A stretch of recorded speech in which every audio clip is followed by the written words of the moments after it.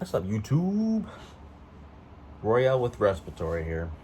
It has been a long time since I uploaded a video, but my excuse is I had some family emergencies, work, usual, just the usual stuff.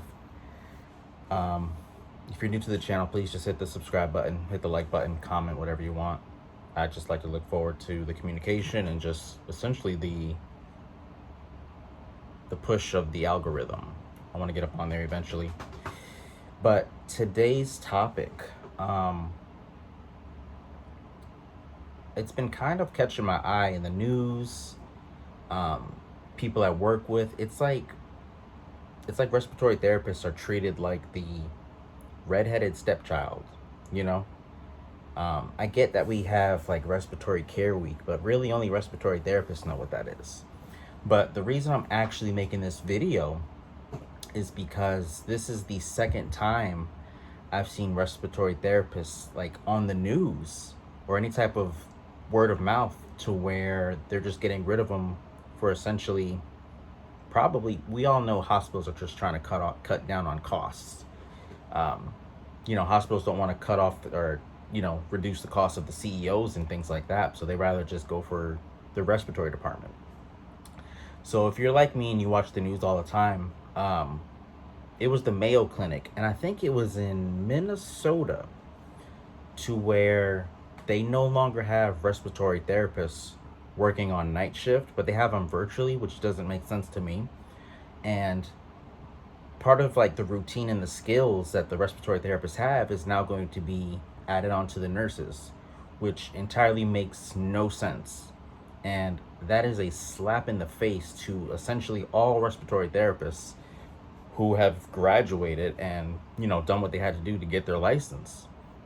Because if things go south, I've seen nurses, and I'm not saying all nurses are like this, but from my experience of being a respiratory therapist for about 4 years, nurses don't know how to do trachs. Nurses don't know how to clean trachs. They don't know how to suction correctly for some reason. And again, I'm not talking bad. I'm just telling you what I've seen and what I've experienced, and the importance of having a respiratory therapist. I've never seen a nurse intubate. I've seen a CRNA intubate. I can intubate, but I've seen nurses try to bag with an ambu bag. And that they teach you that in like ACLS, BLS classes, PALS even, NRP. So it genuinely makes no sense that the Mayo Clinic to even, I don't know why we're treated like this. When it was COVID, and I'm jealous of again, I've said this in other videos, or even if I haven't, I am genuinely jealous of respiratory therapists who have gone through COVID and essentially got paid with what they're worth. I understand the burnout at that time, but with the economy and the inflation and everything that's going on now with respiratory therapists, most healthcare workers, even RTs, work like 2 or 3 jobs, one full-time and 2 PRN, to where it money's just so tight now. I'm not saying for my instance, I have sympathy and empathy for other RTs who just are going through that tough time of not being able to do the overnight shift. Because as you know, RTs who work night shift, they get the shift differential. And but besides that, not having RTs working overnight, who knows what could happen? A baby could come through that door. Someone's trach could be lodged out. I've It just genuinely makes no sense why they're doing what they're doing. But when you think about how things are, whether it's AI, whether it's the economy, inflation, food, whatever, they're just trying to cut costs, but essentially save money for themselves. We all know hospitals make buku money and they don't pay. I can say this 100%. They do not pay their staff like they should. RTs, nurses, phlebotomy, everybody. The doctors get paid well. And I get it. They've gone to school for X amount of years and they've earned their degree, their practice, whatever. But me going to school for 2 years and dealing with what I deal with, it should still be compensated for, what it's worth. Me being part of the airway team, you know, which all RTs really need to know how to intubate to begin with. I'm part of the airway team, and I was essentially given no type of compensation to even be on the team or have that skill. Um, so yeah, I can intubate, but it's not compensated. I even asked one time when I first started, because this is when I was like extremely enthusiastic about respiratory therapy. I even said, does it matter if, we get our, what is it, like specialty credential, which is the NRP, or RRT NRP, neonates, I'm sorry, RRT neonate, specialty. They have the adult critical care specialty, PFT specialty, etc. And I asked my director, and she goes, no, not really. It's just like, okay, so why is the MBRC pushing out these licenses, and for what, when it's not even respected from for hospitals to begin with? And again, it should not be like that, because if you're going beyond, above and beyond, and getting the extra education that you need, you should be compensated, because that is going towards patient care. But Minnesota was just the latest. Excuse me. Was the latest news of what I've seen, what they're doing with respiratory therapists who work overnight. Um, but the first one that caught my attention was in South Carolina, to where they were just trying to get rid of RTs bedside just as a whole, and I was like, why? And I don't even know who was responsible for bringing that up to the local the license office to get our stuff. And sure enough, if I'm not saying I saved the day, but I brought that to the, what was it, the AARC's attention, and they said they would back it up and they would stand by defending it. Because again, RTs are like treated like the Red Head Stepchild. It's genuinely not funny. I've spoken with some of my old classmates about this issue, and they agree. I have an RT friend who is an instructor, and she's like an actual employee, and she makes six figures. But even with me talking to her about it, she was like, it's a slap in the face, essentially.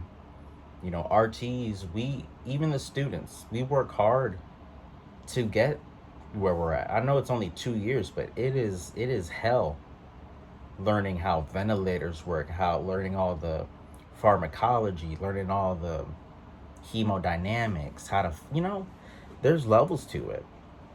And I'm lost for words, essentially. It is a struggle out here, not for just RTs, but just for everybody in general. But again, people are losing their jobs because of hospital greed, essentially. They just don't want to pay people what they're worth, and they believe RTs aren't essentially essential, But again, when COVID was a thing a couple years ago, 6 years ago, who did they count on? Respiratory therapists. Who was managing the ventilators? Respiratory therapists. And then when hospitals weren't paying respiratory therapists what they were worth, guess what those respiratory therapists did? They went to travel. They were getting $8,000 a week. Overtime. Non-stop. Best money ever. Now it's like, no, we don't need you no more. So some of my, I should say colleagues, some of my colleagues are considering going back to school. And, when we graduated RT school, we were showing each other's acceptance letters and how much we were going to get paid. And we were like, yeah, we made it. Yeah. And me coming from, $7.25 to, what is it, $38.96. It's a big jump. That's life-changing money to me. But again, the way how the world is now with gas, food, mortgage, property tax. It's like, man. And these hospitals, they don't give raises like you think they would. These corporations make buku money, guys. Billions. And and I'm grateful for everything. Don't say, I don't want you guys to think I'm very unappreciative of my profession, because I love my profession. I just don't see myself doing it long term. But the raises that I got are like maybe 1 to 3%. That does not help me. These jobs pay you just enough to keep you where you need to be, truly. And this is why I was considering even going back to school myself. I have my bachelor's degree. And now that I'm older, I realize I genuinely need to use that thing to do something. And obviously, I plan to go to medical school. I do. I don't want to reveal what I'm doing yet, or maybe I have in the past, but again, medical school is just something I genuinely want to do because it's a passion and it's just something I really want to try to begin with. But, I feel like respiratory therapy now is essentially just like a stepping stone,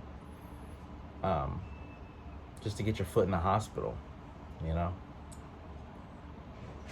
it shouldn't be like that. Respiratory therapists, we do a lot, guys. We really do.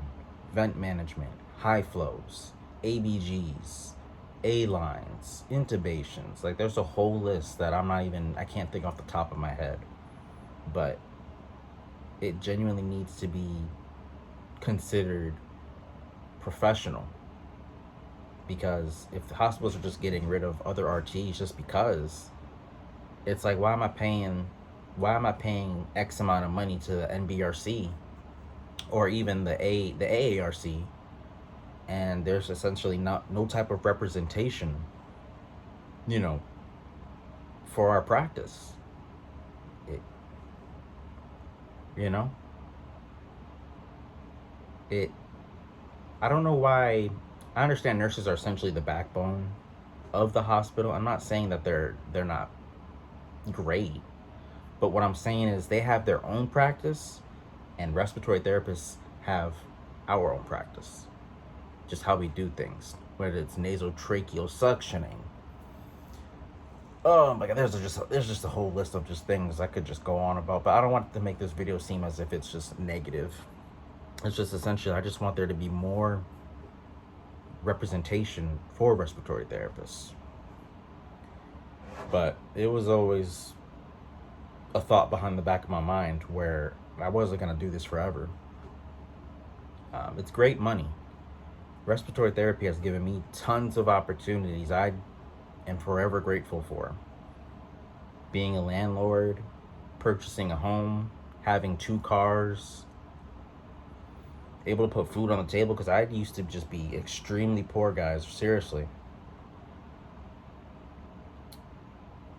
I used to steal food.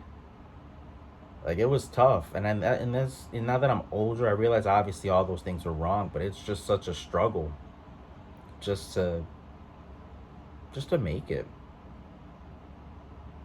Because money's so hard to come by. But again, depending on what state that you're in as a respiratory therapist, it just depends on how much you get paid. But it's work. You gotta do your research. You gotta make sure, that you can cover your expenses. You gotta make sure things are in line. You gotta think of some type of investment to help you on your journey. And with me going back to school pretty soon, I gotta buckle down on the 2 classes that I need to work on, that I suck at too, because I definitely want to level up. So it's chemistry and physics. And I know I genuinely suck at physics because I tried to take it last summer. And the teacher, whenever he presented himself, he was like, yeah, class average is a C. And I'm looking like, why would you say that? If you know your class average is a C, why don't you teach a little bit more to where your students can actually understand, what you're talking about? And everybody could say, oh, well, Royale, you can go online. I mean, I could, but that's not how I learn. I'm more of an in-person kind of learner. That's how I passed RT school. I had to be hands on with a lot of things. I had to work with a lot of respiratory therapists to understand how a vent works, because I didn't get that type of privilege whenever I was in school. I joined the respiratory program during COVID, which means I wasn't allowed to go in COVID patient rooms. All I did was breathing treatments, but a monkey can do that. You know, there's levels to it. Hemodynamic balancing.